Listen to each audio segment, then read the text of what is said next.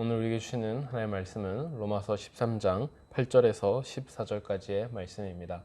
신약 성경 257면에 있는 로마서 13장 8절에서 14절까지의 말씀입니다.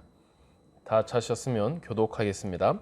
피차 사랑의 빛 외에는 아무에게든지 아무 빛도 지지 말라.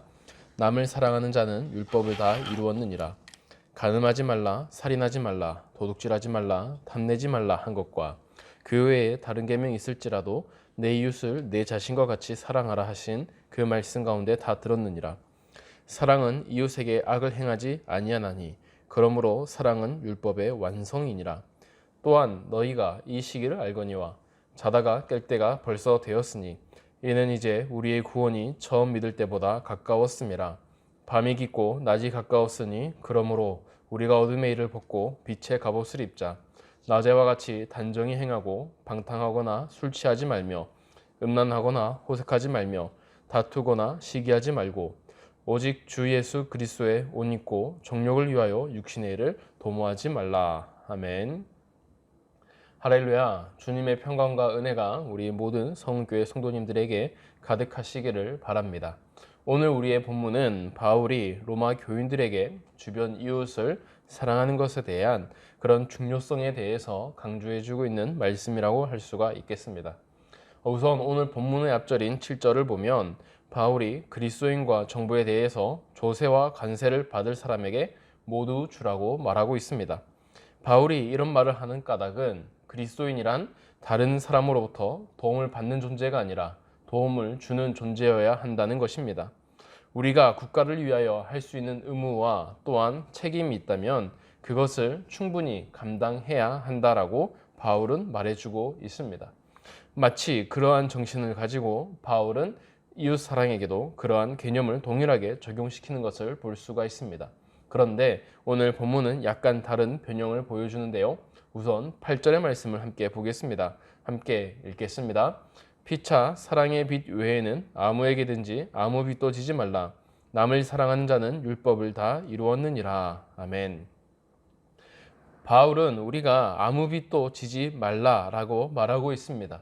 앞서 그리스도인이 다른 사람을 도와주어야 하지 다른 누군가의 빛으로 살아가는 존재가 되면 안 된다라고 말해주는 것입니다. 하지만 바울은 한 가지의 빛을 예외적으로 허용하고 있습니다. 그것은 바로 사랑의 빛입니다. 이것은 다른 말로 하면 내가 갚아야 할 사랑의 채무를 말하는 것이기도 합니다.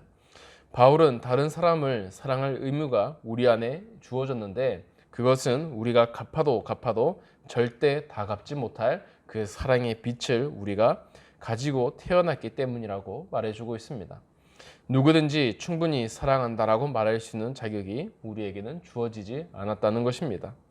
이 사랑은 우리가 그동안 계속 살펴본 하나님으로부터 출발하는 사랑입니다. 하나님의 사랑을 우리가 입었기 때문에 우리는 그 사랑을 갚으며 살아가는 것이 우리가 해야 될 의무라고 말해주고 있는 것입니다. 마치 국가에 세금을 내는 게 국민의 의무인 것처럼 그리스도인은 사랑을 살면서 갚아야 하는 의무를 가졌다라고 말하는 것입니다. 그리고 그 사랑을 행하는 자는 율법이 원하는 요구를 모두 만족시키는 사람이라고 말하고 있습니다. 그래서 사랑을 행하는 것이 율법의 완성이라고 말합니다. 한번 이어서 등장하는 9절과 10절의 말씀을 보겠습니다. 함께 읽겠습니다. 간음하지 말라, 살인하지 말라, 도둑질하지 말라, 탐내지 말라 한 것과 그 외에 다른 계명이 있을지라도 내 이웃을 내 자신과 같이 사랑하라 하신 그 말씀 가운데 다 들었느니라. 사랑은 이웃에게 악을 행하지 아니하나니 그러므로 사랑은 율법의 완성이니라. 아멘. 바울은 10계명 중에서 우리가 이미 알고 있는 계명들을 설명하면서 그 모든 것들은 서로 내 이웃을 내 자신같이 사랑하라 하신 계명에 모두 포함되어 있는 것이라고 말해주고 있습니다. 이웃을 사랑하는 것, 이것이 바로 모든 계명들의 완성이라는 것입니다. 바울의 이런 말씀은 우리가 예수님의 말씀을 떠오르게 합니다. 예수님께서는 마지막 만차 때에 제자들에게 이렇게 말씀하셨습니다. 새 계명을 너희에게 주노니 서로 사랑하라. 내가 너희를 사랑한 것 같이 너희도 서로 사랑하라. 라는 말씀을 해 주셨습니다. 이 말씀을 하셨을 때에 제자들은 예수님의 말씀을 제대로 이해하지 못했을 것입니다. 그냥 예수님의 사역에 사랑이 중요하니까 사랑을 하라라는 계명을 다른 모든 계명에 덧붙여서 하는 건 줄 알았을 것입니다. 왜냐하면 그들은 십자가 이후까지 예수님의 사역을 온전히 이해하지 못했기 때문입니다. 그리고 나서 십자가의 이후 그리고 예수님의 부활을 목격한 제자들은 예수님의 죽으심이 어떠한 의미가 있는지 깊이 깨닫게 되었습니다. 그리고 그때에 그들은 이 새로운 계명의 존재를 알아차리게 되었습니다. 바울이 그동안 말했던 것처럼 우리는 죄에 대하여 죽은 존재가 되었기 때문에 율법에서 자유로운 존재가 되었습니다. 율법이 아니라 우리는 은혜로서 구원을 받는 존재가 된 것입니다. 우리는 이제 자유로운 존재가 되었습니다.